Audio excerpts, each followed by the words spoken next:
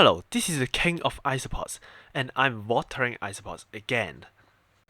This is a red laser isopod.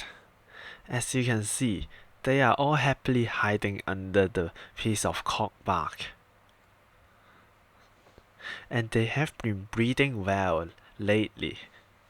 I've seen many offsprings, and also the adults are still here.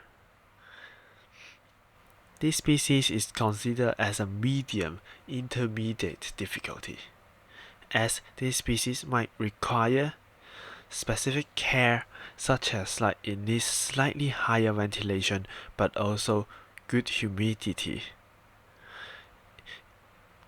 As you can see here, there is a child isopod that is probably around 3 weeks old.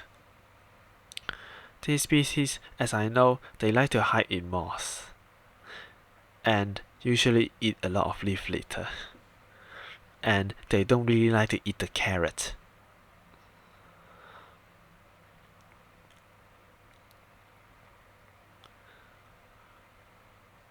Okay, coming on, this is the Armadillo officinalis.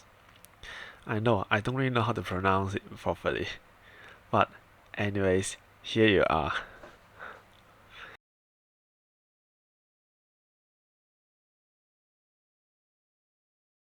It typically rolls up in a ball when it is disturbed.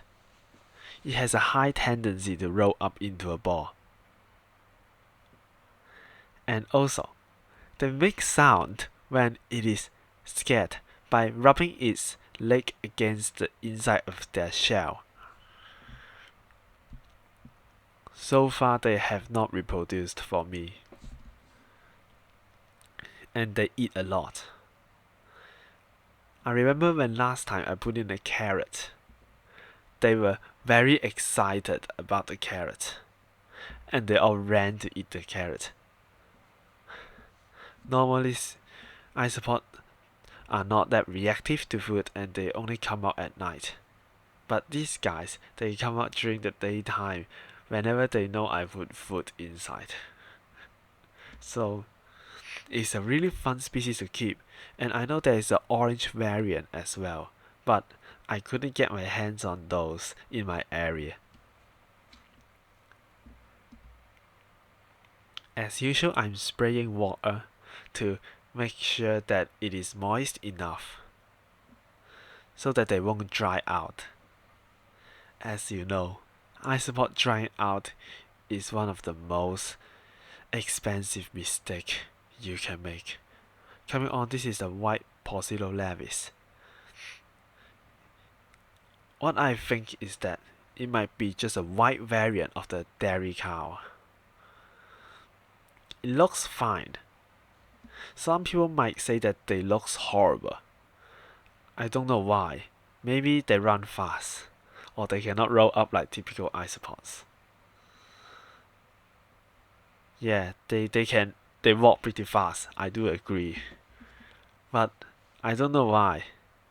They kind of eat a lot more when compared to other isopods, and they have a high tendency of cannibalism. That's why we need to put more food in there.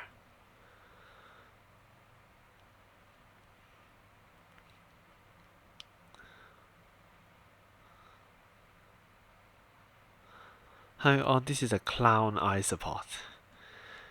They are all pretty heavy. As you see in here, these individuals came from the third batch of isopods that I've bred, and they look quite healthy.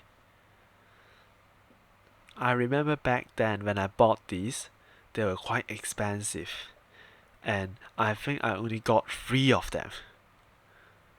But luckily one was pregnant, and the isopod gave birth to all these number of isopods, and which those also reproduce as well. And what I think of this species is that they are quite prolific but also fragile in the same time. When they adjust to new environment, you would expect a die-off period. If one of the isopods can survive and reproduce, then you will be very successful with this species.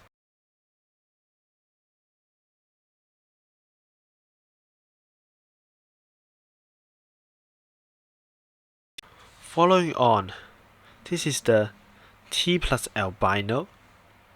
It's an armadillo species. They look quite funny, and they are a bit less prolific than other species, and they breed slightly slower. In my observation is that this species is considered as a moderate difficulty, and it requires less humidity. But this species does not encounter the die-off as I previously mentioned in the clown isopod, and they do adjust pretty well to their new environment.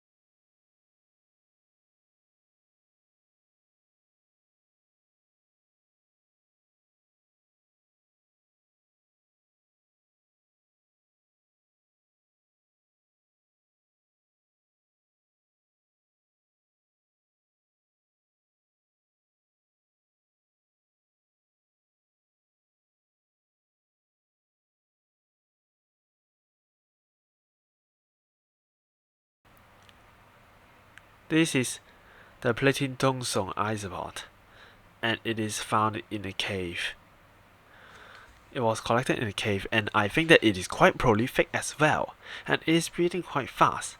However, their small size and fast running velocity makes some people dislike them.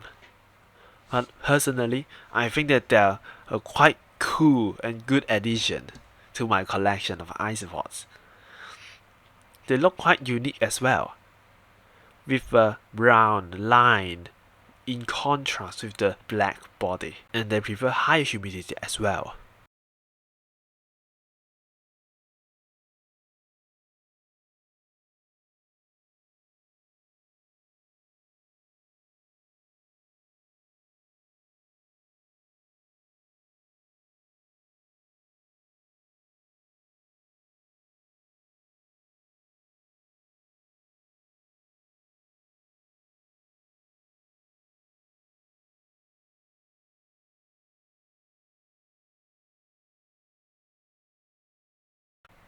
This is the end of the video. Thank you for watching, and please subscribe and like the video in order to support my channel.